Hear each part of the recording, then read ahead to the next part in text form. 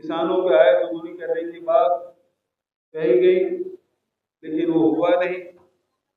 दूसरी तरफ मनरेगा का बजट घटा दिया गया है। मनरेगा मजदूरी मिल नहीं रहा है गरीबों के लिए। पूरे देश की जनता को लूटने का काम केंद्र सरकार ने किया। 50 लाख करोड़ से भी अधिक राशि वसूली की गई और आज जनता की हालत बेहद खराब है। जिस अमेरिका के राष्ट्रपति को अपने व्यक्तिगत मित्र बताते हैं, उन्होंने मित्रता कैसी निभाई, उसका खामियाजा पूरा देश भुगत रहा है। वीजा के मामले में जो फैसला लिया गया और लगभग 88 लाख रुपया प्रति वर्ष जो उनसे टैक्स वसूला जाएगा, इसके कारण से लाखों भारतीय अमेरिका छोड़ने के लिए बाध्य होंगे। चाहे और उसके कारण से जो आईटी सेक्टर है, जो और दूसरे सेक्टर हैं, उसमें भारी बेरोजगारी आएगी, जिसका दोषी यदि कोई है तो वो देश के प्रधानमंत्री जी। सम्राट चौधरी के सर्टिफिकेट के बारे में चर्चा होगी तो वो नहीं कर पा रहे हैं क्या, जो हम लोगों से अपेक्षा कर रहे हैं। सदाकत आश्रम में देखिए बड़ी बैठक बुलाई गई है सीडब्ल्यूसी को लेकर, और ऐसे में कांग्रेस के जो बड़े बड़े नेता हैं अलग अलग राज्यों से करीब 200 की संख्या में सदाकत आश्रम पहुंचे हैं। राहुल गांधी का अगर जिक्र करें या तो फिर मल्लिकार्जुन खड़गे, ऐसे तमाम नेता जो है इस वक्त कांग्रेस कार्यालय में सीडब्ल्यूसी की बैठक कर रहे हैं। और ऐसे में छत्तीसगढ़ के पूर्व मुख्यमंत्री भूपेश बघेल जो है प्रेस कॉन्फ्रेंस करते हैं, जहां मौजूदा सरकार पर हमलावर होते हैं और सीडब्ल्यूसी को लेकर जो है अपनी प्रतिक्रिया दे रहे हैं। पहले हम सुनवा रहे हैं क्या कुछ कह रहे छत्तीसगढ़ के पूर्व सीएम भूपेश बघेल। देश की आजादी की लड़ाई शुरुआत होने की आज उसी सदाकत आश्रम में मल्लिकार्जुन खड़गे जी की अध्यक्षता में आदरणीय हमारे लोकसभा में विपक्ष के नेता आदरणीय राहुल गांधी जी, न्याय और जानते हैं, उनकी उपस्थिति में कांग्रेस वर्किंग कमेटी की बैठक, जिसमें हमारे वर्तमान के मुख्यमंत्री, पूर्व मुख्यमंत्री और सभी फ्रंटल ऑर्गेनाइजेशन के अध्यक्षगण उपस्थित हैं। आदरणीय खड़गे जी का जो प्रारंभिक उद्बोधन हुआ, उसमें उन्होंने जो कहा कि सदाकत आश्रम में जिन नेताओं ने आज़ादी की लड़ाई लड़ी और जितने भी नाम हमारे कांग्रेस के नेतागण हैं जिन्होंने इस लड़ाई में भूमिका निर्वहन किया, जिन्होंने अपना सर्वस्व निछावर किया, उन सबको उन्होंने स्मरण किया।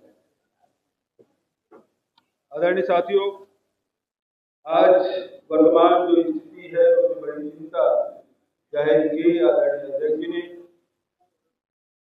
चाहे देश के आंतरिक मामले हो, चाहे देश के वैदेशिक मामले हो, सभी जगह हालात चिंताजनक है।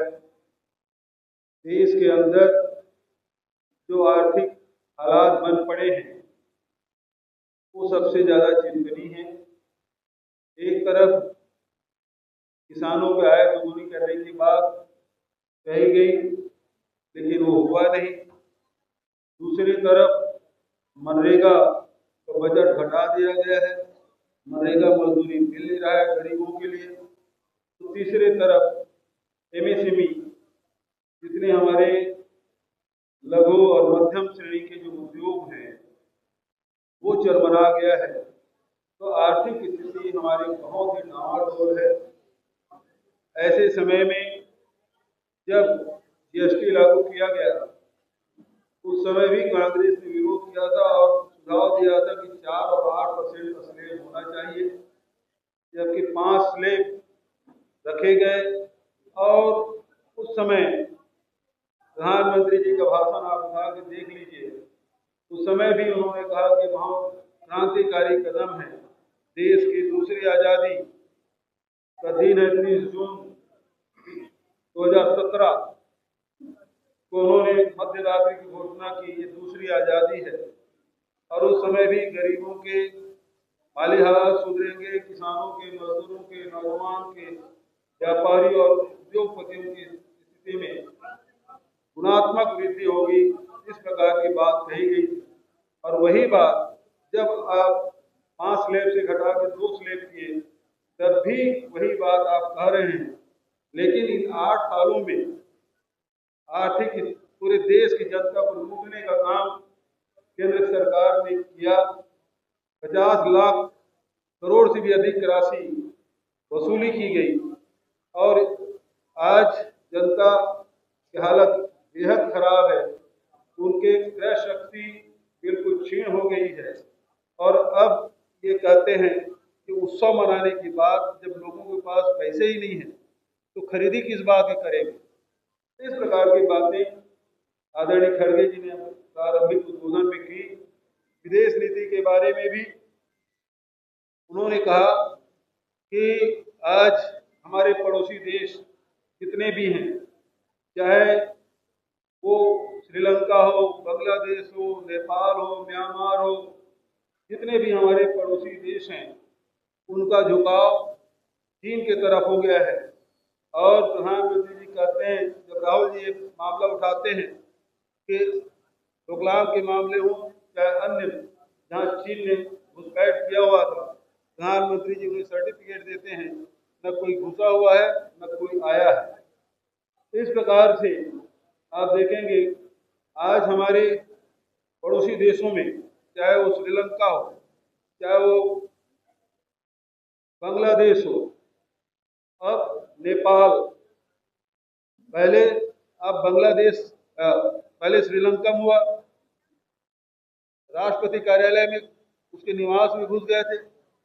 बांग्लादेश की स्थिति उससे भयावह हुई और सबसे ज्यादा खराब स्थिति नेपाल की, जहां न केवल लोकसभा में घुस गए, न केवल मंत्रियों के घर जलाए गए, पूर्व प्रधानमंत्री के उसकी पत्नी को जला के मार डाला गया, न्यायपालिका को छोड़ा नहीं गया और जो प्रजातंत्र का जो चौथा स्तंभ है, हम जिसे मीडिया कहते हैं, मीडिया घरानों को भी उन्होंने नहीं छोड़ा, वहां तोड़ फोड़ किया। तो जो प्रजातंत्र के 4 पाए हैं, न्यायपालिका, कार्यपालिका, विधायिका और मीडिया, चारों को वहां ध्वस्त किया गया। ये बेहद चिंताजनक स्थिति है। और वहीं जिस अमेरिका के राष्ट्रपति को अपने व्यक्तिगत मित्र बताते हैं, उन्होंने मित्रता कैसी निभाई, उसका खामियाजा पूरा देश भुगत रहा है। इस प्रकार से देश में जो हालात बने, जो पहलगाम की घटना घटी, पूरी दुनिया ने इसके में, और जिस प्रकार से सीज फायर हुआ, उसके बाद कोई देश हमारे साथ खड़ा नहीं हुआ।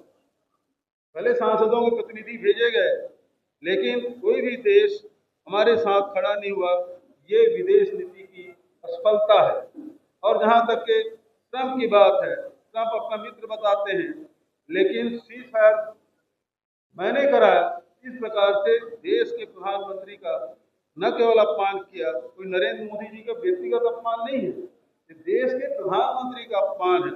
और एक बार नहीं 37 बार उन्होंने कहा कि मैंने सीज फायर करा, और इसका जवाब मोदी जी नहीं दे पाए।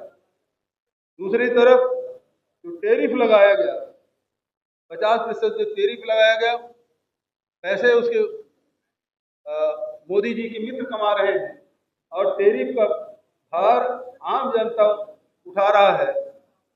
दूसरे तरफ आप देखेंगे कि भारत के नागरिकों को बेड़ियों में जकड़ के भेजा गया, किस प्रकार से हमारे भारत के नागरिकों का अपमान किया गया। लेकिन न विदेश मंत्रालय की ओर से, न भारत सरकार की ओर से इसका विरोध नहीं किया गया, प्रतिकार नहीं किया गया।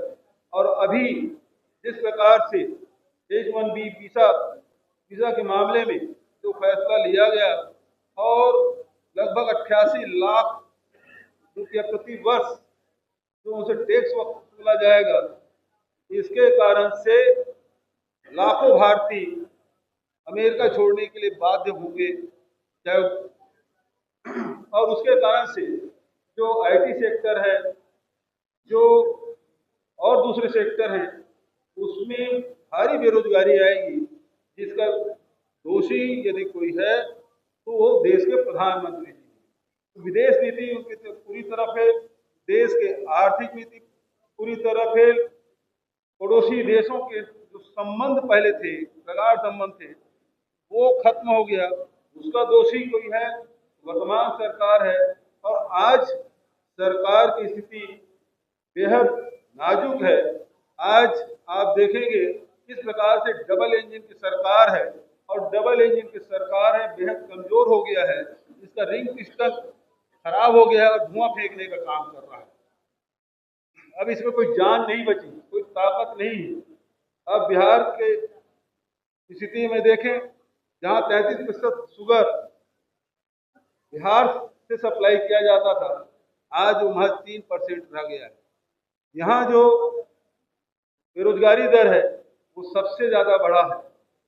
और इसी स्थिति में आपने देखा कि न्याय योद्धा के रूप में राहुल जी के कार्यों को आदरणीय खड़गे जी ने भूरी भूरी प्रशंसा की कि किस प्रकार से जातिगत जनगणना की बात लगातार करते रहे और भारत सरकार को झुकना पड़ा।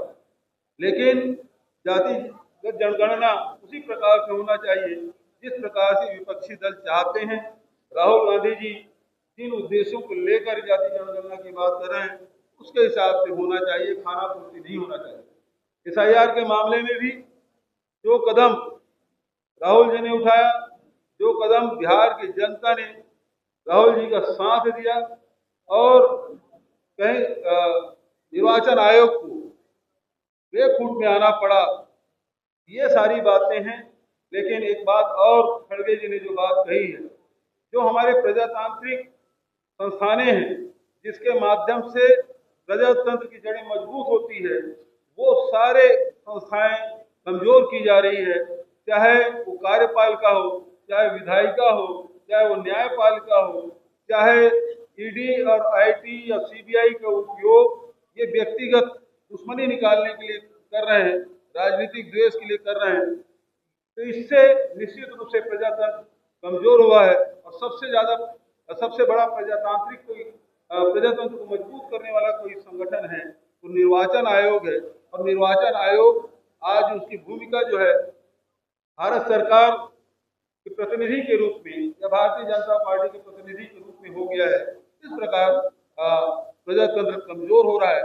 और ऐसे समय में ये आंदोलन की धरती, ये सामाजिक न्याय की धरती और बिहार की ऐतिहासिक धरती में CWC के आज बैठक हो रही है, ये अपने आप में ऐतिहासिक है। ये प्रारंभिक उद्बोधन में आदरणीय खड़गे जी ने बात का उल्लेख किया कि मैडम की तबीयत, वो मैडम आना चाहती थी लेकिन तबीयत थोड़ी सी ढीली होने के कारण से वो नहीं आ पाया।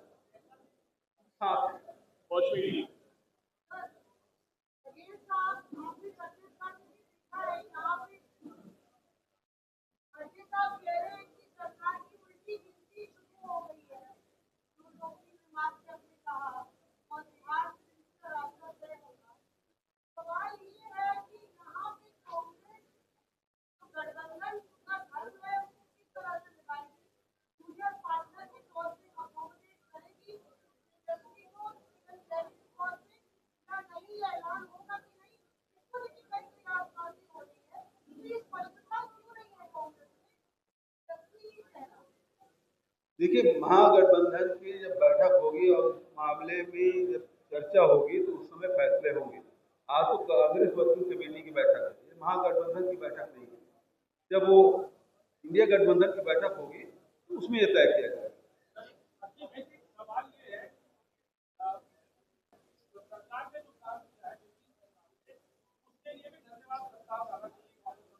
कौन बोल रहा है? मतलब वो नहीं कर पा रहे हैं क्योंकि वो चर्चा करेंगे तो अशोक चौधरी की चर्चा होगी, जायसवाल की चर्चा होगी, है ना, और फिर सम्राट चौधरी के सर्टिफिकेट के बारे में चर्चा होगी। तो वो नहीं कर पा रहे हैं क्या? तो हम लोग मुझसे अपेक्षा कर रहे हैं। अब बिहारी बाबू भी आपके बगल में खड़े हैं। बाबा कुछ आपकी धरती में आए हैं, भी आपका स्वागत है इस प्रेस कॉन्फ्रेंस में। दूसरा जो स्थिति है नीतीश बाबू की, हम तो चाहते हैं कि नीतीश बाबू स्वस्थ हों और सताई हों, लेकिन जिस प्रकार से भारतीय जनता पार्टी की भूमिका इसमें रही है, पूरा बिहार पूरा देश जानता है। सवाल उठाया है कि कांग्रेस की आचार बिल्कुल वैसी ही है जैसे दिल्ली चुनाव के बाद उसने आम आदमी पार्टी से दूरी बना ली। बिहार में भी यही कहानी दोहराई जा रही है। आदरणीय, मैं प्रेस कॉन्फ्रेंस कर रहा हूँ और आप मेरे सामने बैठे हुए, मैं आपसे निवेदन करूंगा आप अपना प्रश्न पूछिए। अमित मालवीय के प्रवक्ता क्यों मर रहे हैं? आप अपना प्रश्न करिए, मैं उत्तर दूंगा। जी, इस मामले में मैंने अभी प्रारंभिक उद्बोधन की बात कही है खड़गे जी का, और इस मामले में लगातार सब नेता आएंगे, बात रखेंगे। जो आपका प्रश्न बहुत महत्वपूर्ण प्रश्न है और मैं समझता हूँ कि इसमें हमारे नेताजी शायद उसमें कुछ कहेंगे।